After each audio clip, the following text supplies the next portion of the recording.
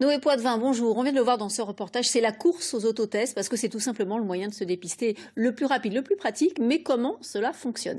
Eh bien, c'est pas très compliqué. Il y a quelques étapes. Je vais vous faire une démonstration. Je vous ai apporté, regardez, ce petit kit.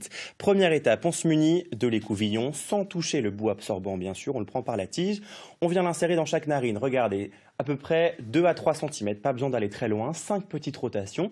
Ça doit prendre 15 secondes par narine. Ensuite, on se munit de ce tube, ce qu'on appelle le diluant. On y plonge notre écouvillon. On appuie bien fort pour que ça marche. Et on vient faire 5 petites rotations. Dernière étape, regardez, cet embout, c'est ce qu'on appelle le goûteur. On le plonge complètement dans le tube, on enlève l'embout, enfin le capuchon, et c'est là avec cet embout qu'on va pouvoir se munir de notre carte et y plonger 3-4 gouttes dessus.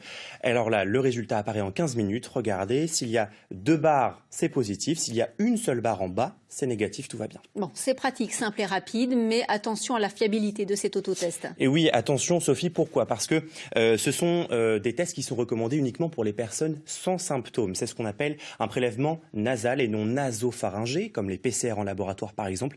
Plus de risques d'erreur de manipulation et donc moins fiable. C'est pour ça. Dernière précision pour les enfants, on recommande le prélèvement salivaire, mais attention, celui-là il est juste disponible en laboratoire et non en pharmacie parce qu'on évite les couvillons dans le nez pour les enfants. Merci Noé pour ce mode d'emploi de l'autotest.